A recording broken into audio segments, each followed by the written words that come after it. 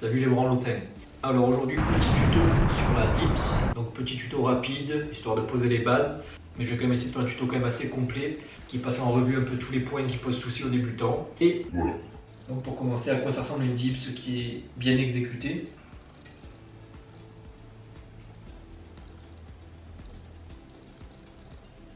Donc voilà, dips c'est tout ce qu'il y a de plus classique. Donc déjà, à quoi ça sert la dips? Qu'est-ce que ça travaille? Donc la dips, c'est un mouvement de poussée.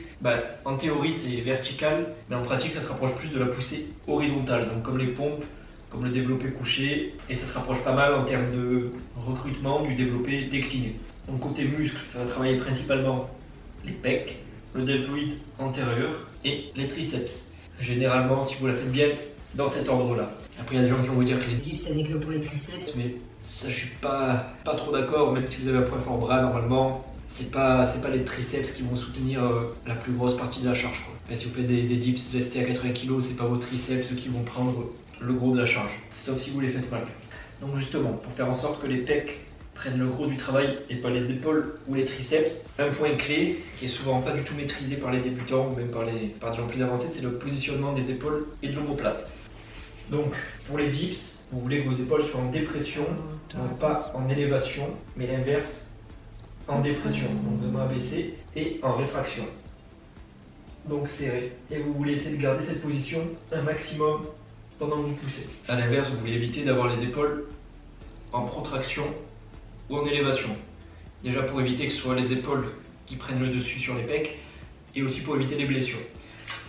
Si jamais vous n'êtes pas à l'aise avec toutes ces notions de protraction, rétraction, dépression, tout ça, allez voir la vidéo que j'ai fait sur le sujet, le positionnement d'omoplate et d'épaule, parce que je vais pas expliquer ça à chaque vidéo. Et surtout, c'est la base. Donc si vous ne maîtrisez pas la base, ça sert à rien d'essayer de passer à des trucs plus avancés comme les dips lestés, etc. Donc voilà, dépression, rétraction, verrouillez cette position, vous descendez, vous faites gaffe de ne pas perdre votre rétraction, et vous remontez. Là directement vous sentirez qu'il y a un plus gros focus sur les pecs et moins sur les épaules. Ensuite, Côté amplitude, donc là ça dépendra de plusieurs choses, de votre morphologie, de la longueur de vos segments, de votre souplesse, de votre niveau de pratique, etc. Pour faire simple, respectez la règle de la non-douleur déjà. Si ça vous fait mal, c'est que c'est pas la bonne amplitude pour vous. Généralement il y a un test assez simple, c'est tester votre extension active. Donc l'extension active, c'est en gardant la rétraction, essayez de tirer votre bras plus possible vers l'arrière sans perdre votre rétraction, donc sans faire ça. Une fois que vous êtes à votre max, pliez le bras et là généralement vous avez votre amplitude active grosso modo. Donc généralement on veut éviter d'aller plus bas que ça, d'aller dans notre amplitude passive qu'on ne contrôle pas. Du coup si vous avez la mobilité, la souplesse, tout ça, vous pouvez descendre vachement bas sur vos dips, par exemple comme ceci. Mais est-ce que vous devez le faire? Pour moi, pas nécessairement. Et si votre but c'est de développer les pecs, l'hypertrophie, la force, la performance, etc., descendre aussi bas, pour moi, ça sert à rien. C'est non. Le mieux c'est de passer légèrement en dessous de la parallèle. Donc plutôt comme ça. Donc ça vous permettra de faire plus de répétitions avec de plus grosses charges, mais surtout, ça vous permettra de garder bien le focus sur les pecs. Quand vous faites des dips très profondes, vous avez tendance à sur-étirer les épaules et à perdre le focus sur les pecs au détriment des épaules. Et aussi vous avez tendance à perdre votre rétraction à cause de l'extension active. Donc passer avec les épaules vers l'avant et donc plus de risque de blessure, moins de travail des pecs, etc. Donc pas ouf. Ensuite, la trajectoire. Donc sur les dips, souvent il y a des gens qui descendent de manière trop rectiligne, c'est pas bon. Donc comme ça. Donc si vous faites ça, en effet, là ça travaillera beaucoup les triceps et très peu les pecs. Et ce sera aussi beaucoup plus traumatisant pour les épaules. Donc là ce que j'ai fait, c'est que je suis descendu droit et du coup, là vous voyez que cet angle-là, grosso modo, il est vachement vers l'arrière. Ce que vous voulez sur les dips, c'est que votre avant-bras soit plutôt perpendiculaire avec vos barres. Ou à la limite un tout petit peu vers l'arrière et vous voulez éviter d'être vraiment comme ça. Sinon là vous partez plus dans des dips triceps. A l'inverse, vous ne voulez pas non plus partir trop dans cet angle-là. Parce que là déjà vous allez mettre de grosses contraintes sur le poignet donc c'est pas ouf. Et vous allez mettre un très long levier sur l'épaule et vous allez encore perdre le focus sur les pecs et vous n'arriverez jamais à porter lourd comme ça de toute manière. Donc la trajectoire la plus efficace, la plus efficiente pour porter lourd, pour cibler les pecs et pour travailler confortablement en sécurité, c'est une trajectoire, si on met un point sur l'épaule qui n'est pas droite, mais qui va être plutôt en arc de cercle, circulaire.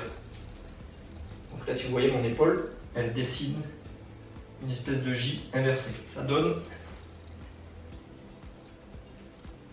plutôt ça. Donc pas là, ici. Et quand vous remontez, pareil, vous ne voulez pas avoir une trajectoire droite, donc pas juste remonter vers le haut, mais vous voulez remonter en arc de cercle. Donc vers le haut et vers l'arrière pour vous redresser. Côté respiration, comme sur à peu près tous les exos classiques, c'est très simple. Vous inspirez pendant la descente, vous expirez quand vous remontez, pendant la partie généralement la plus dure où vous avez besoin de forcer. Sur les dips lestées lourdes, ce sera différent, vu qu'il y a aussi un facteur gainage, où là vous pourrez utiliser d'autres techniques comme la manœuvre de Valsalva, mais ça c'est beaucoup plus avancé. Donc, vous inspirez, et quand vous êtes dans la partie dure, vous expirez.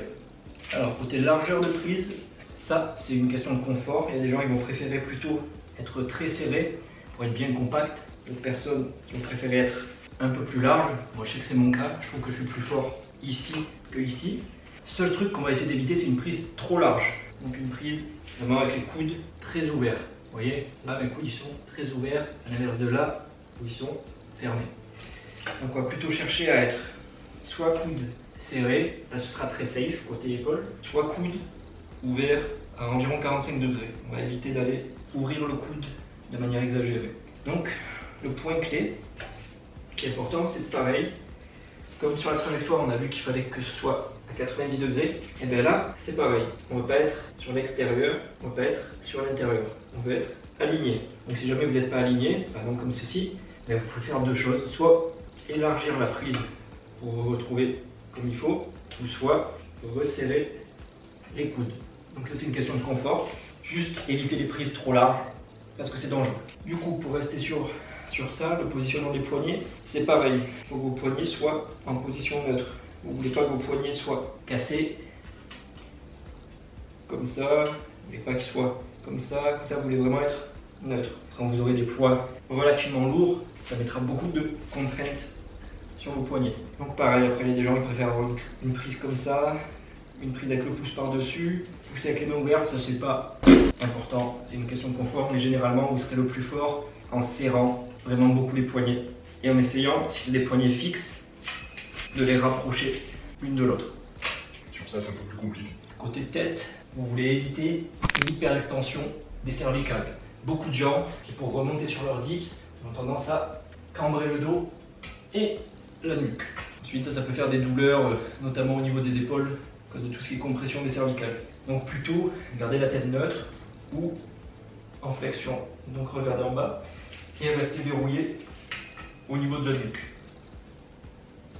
Côté colonne, comme j'ai dit sur la vidéo, sur les tips trichés, vous voulez éviter flexion, extension. Vous voulez vraiment que le mouvement se fasse au niveau des épaules et pas de la colonne ni de la tête. Côté positionnement de la colonne, vous pouvez aussi privilégier une légère extension du haut du dos.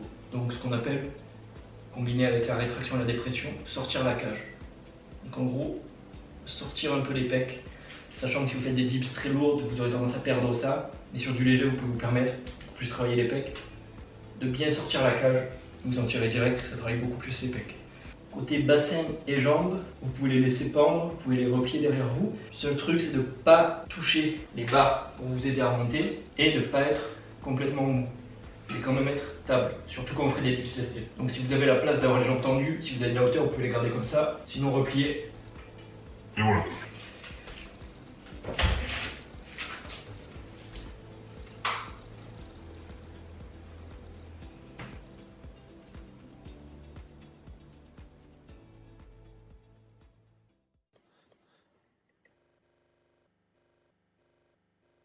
J'ai rien compris, c'est pas grave. Ah bon, faut pas tout de suite, là.